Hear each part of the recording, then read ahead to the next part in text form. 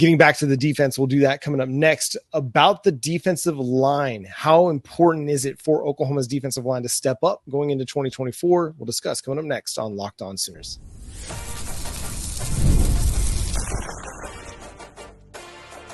You are Locked On Sooners, your daily podcast on the Oklahoma Sooners. Part of the Locked On Podcast Network, your team every day. And again, thank you for making Locked On Sooners your first listen of the day. For your second listen, enjoy the Locked On College Football Podcast. Spencer McLaughlin gets you ready for an exciting season on the gridiron with discussion on the upcoming season and the ever-changing landscape of college athletics, including conference realignment, the transfer portal, NIL, new college football expanded playoffs, and more. Locked On College Football is available on YouTube and wherever you get your podcasts. Part of the Locked On Podcast Network, your team every day. As we continue our look at the roster, we come to the Oklahoma Sooners defensive line because, as Jay mentioned in the first segment, the defensive backfield is considered one of the best in the country. A lot of that is because of Billy Bowman, because of Peyton Bowen, Robert Spears-Jennings, Gentry Williams, Woody Washington's experience, the linebacker room with Danny Stutzman, and a plethora of 4 stars on the depth chart is going to be one of the better linebacker rooms in the country. That brings us to a defensive line that improved in 2023, especially when it came to short yardage situations. The run defense got better, and at times the pass rush was pretty good. We had another solid season from Ethan Downs, but we need more. I need more, right? It's Kylo Ren screaming more. You need more from your defensive line group this year.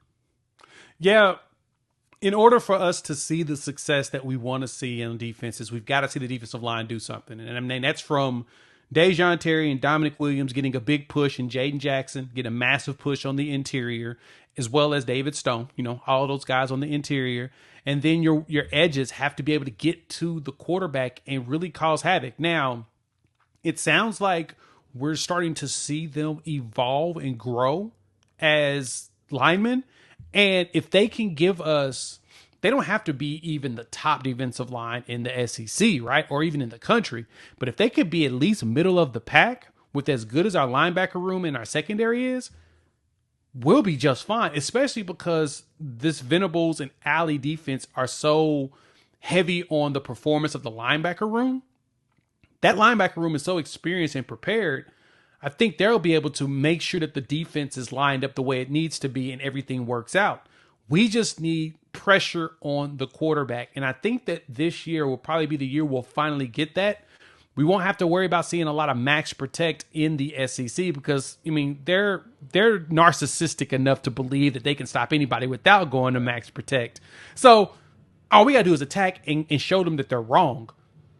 I think we'll see that. The first 3 games of the season, I don't think anybody's going to they may try max protect, but I think we can get past them in those 3 games, right? Because they're, all from Temple not being that good, they're still figuring things out, to Tulane and Houston redoing things because they got new coaches. All we got to do is go in there, apply the pressure. But John, I really do think that the defensive line that we have today can get us there. But let me ask you this. Who do you see as kind of like the starting 4 if you go with a 4-man front?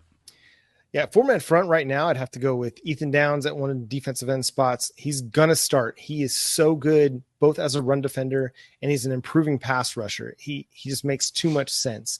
And then I think you're going to see Dejon Terry, Dominic Williams as your 2 interior defensive line players to start. I think if you went to, you got to 3rd downs and you're running a 4-man front, you might see, Dominic Williams slide over to that nose tackle spot, a guy like Grayson Halton come in as the 3 technique, your under tackle, or maybe a Jayden Jackson in that situation. And then at that other defensive end spot, give me R. Mason Thomas. He's been healthy all offseason. And that's been the key for him so far in his first 2 years in Norman. Hasn't been able to stay healthy throughout the offseason to be able to maximize that development, maximize that training to go into the season and then have a significant impact. So I think what we're seeing and what we're hearing out of camp is that R. Mason Thomas is putting it together and he's going to be a guy that breaks out for them. But I could also see a guy like, PJ Adebawore or Caden Woolard, be the starting defensive end opposite Ethan Downs in those base packages. And then you're bringing R. Mason Thomas off the bench in obvious passing situations. Yeah, I actually like that a lot. And so when I'm looking at now the younger players, Well, first look at the transfer. Like Caden Woolard is one that I feel like will probably fight for a lot of time on top of, like you mentioned, like R. Mason Thomas.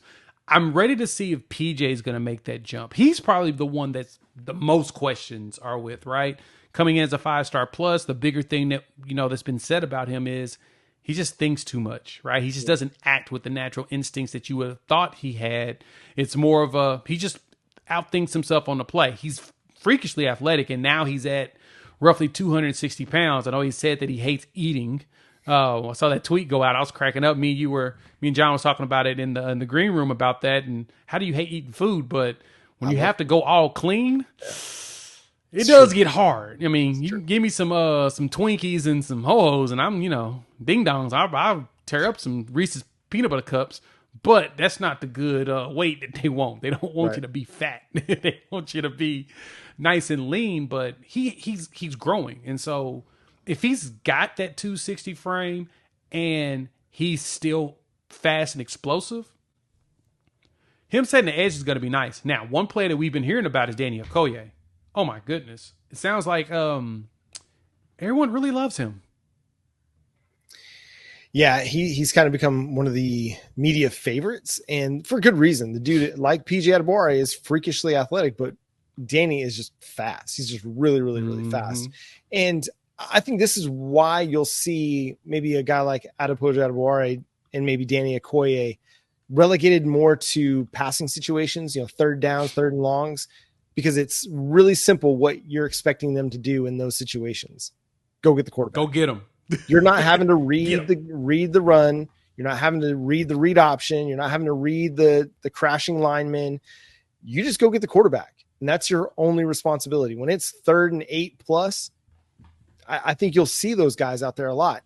And so I think what they'll probably do, especially early in SEC play, is rely on the veterans like in Ethan Downs and Caden Woolard and Trace Ford. Let's not forget Trace Ford.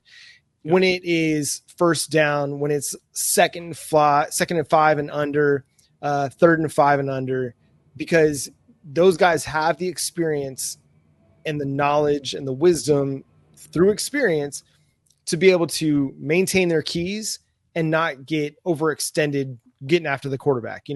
They're not going to, they might get fooled here and there, but they're going to try and maintain their assignment. And I think that's going to help take some of the pressure off the young guys if you just put them out there in obvious situations, and I think you can even do that on first down too, where it's like 1st and 10, allow them to kind of make some mistakes out there a little bit too. And I think we'll see a lot of PJ, we'll see a lot of Danny Okoye and R. Mason Thomas in the first 3 games of the season. Let them learn, trial by fire a little bit. Yeah, it feels like the young players you'll see some of those rotations in these first 3 games, which is good, right? I think these first 3 games are going to be challenging enough to where you'll actually be able to see what you got going on, right? Because I don't think that Houston and Tulane are going to be just slouches. I think Temple's going to give a good fight, but I don't think that Houston and Tulane is going to be just slouches. I think they should be obvious wins, but I do anticipate there being a good opportunity to really sharpen up what you're doing, right? Be able to get everything ready in preparation for that Tennessee visit. And so, yeah, I could totally see PJ playing. I can see some R. Mason Thomas rotating in with Ethan Downs as well as Caden Woolard. And then Trace Ford, which, he's the old man on the team that we forget about. He's ready to play and ready to contribute. He did it last season. I could totally see him doing it again this year. And so, for me, as you said, I'm waiting to see if PJ's ready to make that leap. And I think the dude, honestly, to keep your eyes out on the most, especially at the edge, to me, is Caden Woolard. I think that he's going to walk in and he's going to wreck shop coming in from, Miami, Ohio with, 9.5 sacks to his name, being an all-conference guy. Feels like he's probably has an opportunity to show that, yeah, I belonged in this conference day one. Just no one gave me the chance. Well, and they're going to need this pass rush, this defensive line to be good, especially by the time they get to the Red River Showdown. We're going to give you our outlook of that game. And can the Oklahoma Sooners go back-to-back and beat Texas? We'll discuss coming up next here on Locked On Sooners.